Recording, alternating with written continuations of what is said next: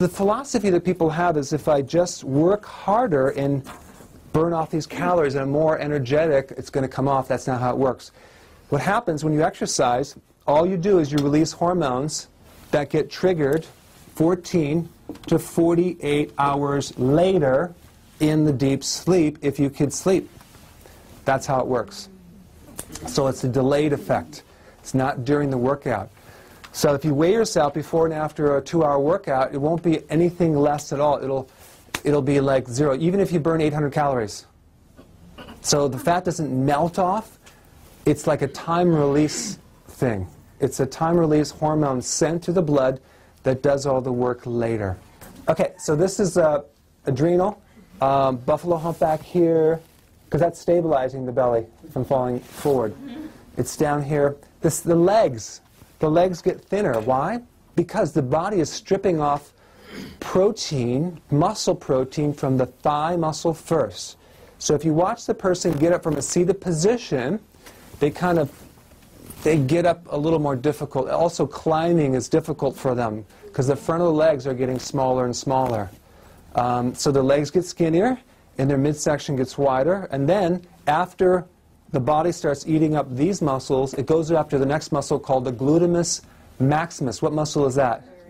Your rear end. So we have a situation with that and a situation with the leg. Now you probably have seen people with like hips, thin waist, and then they get older and then no waist, all midsection. That is what happens. That's adrenal, because adrenal gland backs up the ovaries during menopause. So they do the same work. How many of you ever fell on your tailbone before? Okay. How many fell on your knees? Okay. How many ever had mono? Okay. How many had their tonsils removed? Okay. Now, we stack up all those injuries over time. We stack them up over the years. And then when you get 25, what happens? You starts to wear down the adrenals, and then 30 starts wearing it down. And all of a sudden now, you have this high cortisol level, and you got all the stress stick sitting in the background. And you're wondering why it's accumulating in the midsection, because the cortisol start going higher and higher and higher. That's the one that causes stomach weight through here. So what happens, the old injuries that you had as a kid start kind of being reactivated as stiffness or pain. Because sometimes, like later in life, you're like, why do I hurt here? I didn't just fall down. It's being reactivated. Other things get reactivated too as adrenals go down, like mono. Mono is like a virus that you get in your tonsils. And the symptom that will create later in life is fatigue. Tired, for no reason. If you have rheumatoid arthritis, for example, you need a lot more than 4,700 milligrams of potassium. Because adrenals are so tired, they're dumping the potassium all day long. Dumping it right out. It's just coming in and out. So you're wondering why people have problems. They're not looking at the nutrient part of the picture. One of the things that we do is I just created a test, a computerized test that you can take very quickly. Some of you already took it, to find out if you're getting your basic daily nutrients from the food, and then it tells you what food to focus on. So far, no one has got a perfect score. Now, some of you said, well, I did because I took your test. I was one of the first ones that took the test. Well, there was a bug in the system with a decimal point. So now we got that corrected. It's like because everyone's like coming 100%. I'm like, you just ate a carrot. How could? Then I go, oh, we had a little bug. We corrected it. And then all of a sudden, like, wow, interesting. You know, you go to the doctor and you get a blood test. Everything comes out normal, right? Yeah. And he says, you're healthy. Come back in 6 months, right? You have to be about dead to have anything show up on the blood. Yeah. So this test measures what's going in the body, not waiting for it to show up in a urine down the road, which is a lot more preventative.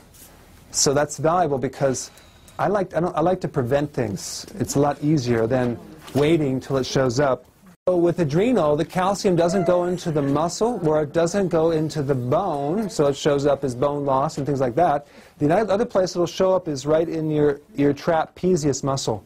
So I want you to check the person in front of you. Check their muscles right here and see if it's hard. Go ahead and do it now. This is part of the drill, part of the exercise.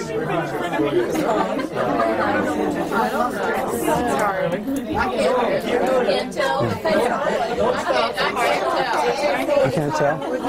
Well, she's fine. She's a patient.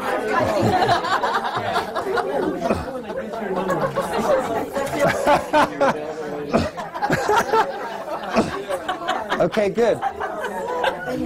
You can get your massage therapist number when you get down here. Now the muscles, these are the adrenal acupressure points, one of them right here. And also this area is the point where you have a lot of tightness because of lack of calcium. It shows up here and right here in the calf. So the question is, where does this calcium go? It goes on top of the eyes as early cataracts, on top of the joints as arthritis, bursitis, tendinitis, heel spurs, plantar fasciitis, which is the pain on the bottom of the foot, twitching on the left eyelid right here, also calcium stones, gallstones, what else? Oh, artery plaquing, the same. Okay, so we have adrenal would be, the adrenal loses collagen just like the thyroid. So you'll see your skin, your skin is getting a little bit thinner. That would be more adrenal, that's stress. Your muscles, it's like you're losing that tone. That's adrenal. So calcium, craving, salty foods. Give me an example of a salty food. Crackers. Chips, crackers, pretzels, peanuts, cheese, puffs, popcorn, pretzels. Yeah. If you ever take a look at these, the person's ankles, they take their socks up at night and see that little ring around the ankle. You should never see the ring around the ankle because that's fluid retention coming from the imbalance of sodium. Yeah. One of the things that I did to come up with some of these philosophies is that I took what's known to be truth, right? And then I look at the variables, like the exceptions to the rule. Like, how come it doesn't work in this person, it won't work in that person?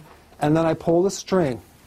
And that's when you find a huge discovery behind the person that it didn't work on. That's how you make this huge discovery. So the problem is you have to have some persistence to keep pulling the string. You can't give up on the person like, oh, you didn't get well, see you, bye-bye. So that's kind of how I came up with some of the stuff, especially with some of the symptoms we're talking about. The next body type would be this body type. This is the ovary body type. Take a look where the weight is. It's down here, saddlebag, hip weight, ovary. Take a while to guess why I don't see very many men that look like that. They don't have ovaries. Cellulite, that's estrogen. Estrogen makes fat superficially. Where does estrogen come from? Ovarian cyst, fibroid, excessive ovary production imbalance, HRT, hormone replacement therapy, birth control pills, plastic. Don't eat plastics anymore. Don't chew on plastic toys. Or also soy milk. 1 glass of soy milk is equivalent to 1 birth control pill. I don't know if you saw in the paper, the guy was drinking so much soy milk he started lactating. That was enough for me to cut down. The environment is so filled with chemicals, you are a big sponge for these things. Walking barefoot on the golf course, I'm sure you don't do that, but the sprays and the chemicals in the food, there's a lot of people that come from other countries and move to America and they get large. I see them all day long, and I was fine until I moved to America. Welcome to America. So we have a lot of chemicals in the environment. So these chemicals go into your fat cells and they go into the liver and they start to overload the liver and the body and starts messing up with our own hormones because it destroys the gland. It starts enlarging the prostate and creates fibroids. That's where it comes from. This is all in the book of toxicology, the study of poisons.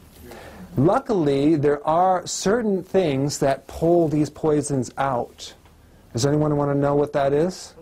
It's in a type of vegetable. Can you take a wild guess? Cruciferous. Yeah, that's right. The cruciferous family of vegetables naturally has compounds to deactivate these poisons.